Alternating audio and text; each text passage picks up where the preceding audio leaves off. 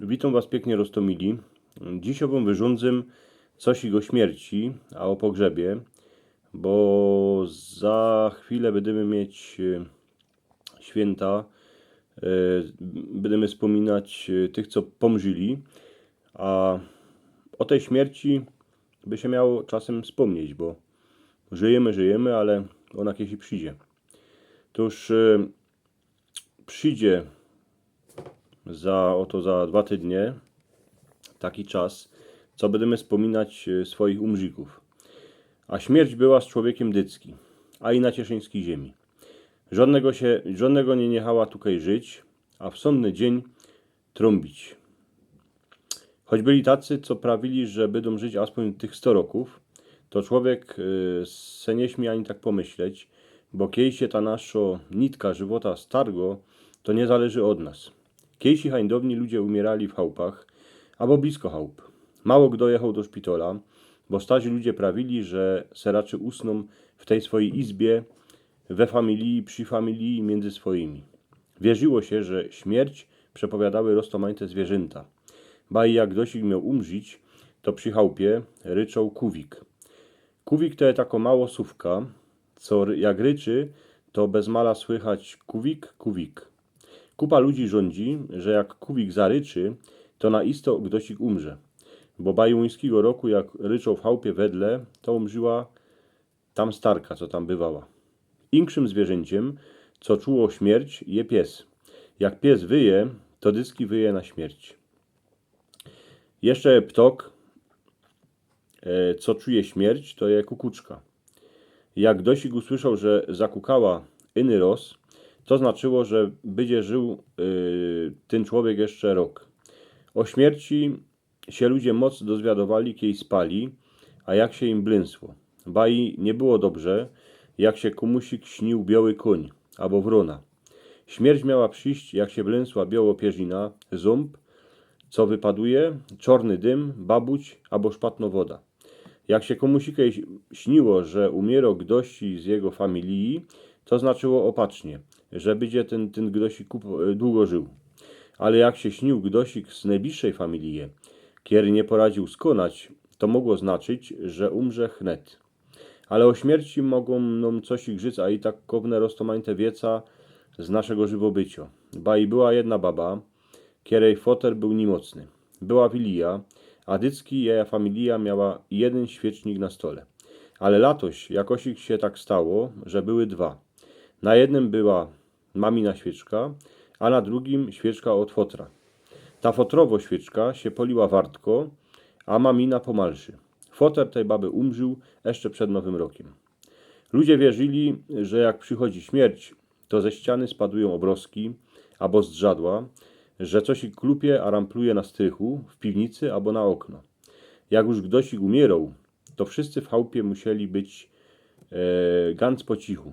Nie śmiało się go targać, rządzić do niego, ani na niego wołać, co by nie umierał. Musiało być cicho, bo inaczej umrzik by nie poradził przyjść do tego inkszego świata. A ten inszy świat był tam kańsik po drugiej stronie. Tam Hanej, kańsikej, żaden nie wiedział, kaj ten świat je. Do pogrzebu umrzika rychtowała najbliższa familia, gor paniczki. Najprzód tego umrzika myły, a oblykały. Potem się umrzika kładło na dłaszkę, a na tą dłaszkę się dawało kapkę słomy. Potem się go niosło do legiera, pokiel się go nie wraziło do trówły. A trówłę się stawiało na poszczotku izby, tak, co by umrzik miał nogi ku dwierzom. Kole trówły się dawało kwiotki, a poliło się świeczki. Katolicy dawali do trówły różaniec, a dookoła umrzika asparagus. Kierego zieleń to był symbol żywota, kiedy się skończył, kiedy odeszł.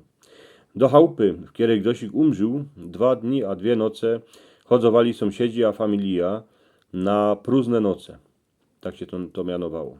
Jeden był czytok albo śpiewok, zaczynał dycki żykani, a śpiewani, kiedy za nim powtarzała reszta.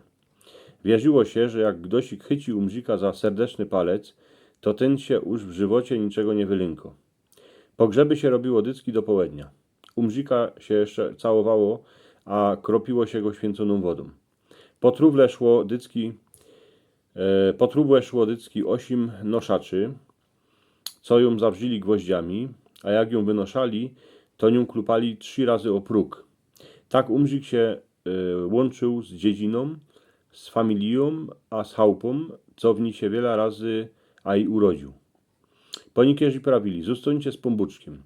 Za trówą szli najprzód żoczki z krzyżem, potem chłopi, potem farosz, najbliższa familia, a na samym końcu baby. Inaksze było, jak umrzył swobodny synek albo dziołcha. To pogrzeb był kapkę jak wiesieli, bo to miało być bo to miało temu młodemu naspożyć to, że nigdy się już nie ożeni, ani nie wydo. Truwa była biało, albo jasno, a niuśli ją chłopcy, albo chłopi. Z prawej strony truwy szło 6 dziołuch, a z lewej 6 synków. Byli jako dróżki, a dróżbowie na wiesielu. Na piersiach mieli woniączki, a dróżki miały w rękach świeczki. Tuż się prawiło, że jak się szło na takowny pogrzeb, to się idzie ku musikej świecić. Jeszcze w XIX wieku, jak umrzył swobodny synek, to jedna dziołcha niosła na zogłowku złomaną świeczkę, albo zielony wiunuszek, a to miało znaczyć żywot, kiedy się skończył zawczas. Po pogrzebie, a i jeszcze te razy. Familia umrzyka pozypała kamratów, a przecięli na stypę. Hańdowni każdy dostał kąsek chleba. Familia miała pokorę od 6 tygodni do roka, a to zależało, kto umrzył. Potem było zimanik pokory, tak się to mianowało, albo przypominka. Ludzie w ten czas żykali w kościele za duszę umrzytego. O śmierci musimy myśleć roztomili cały rok. Ona na ozaj po nas kiejsi przyjdzie.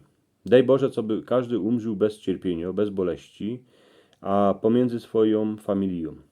Kiejsi jakiś mądry farosz żyk, co by my się śpiechali mieć radzi ludzi, bo ci ludzie wartko się tracą.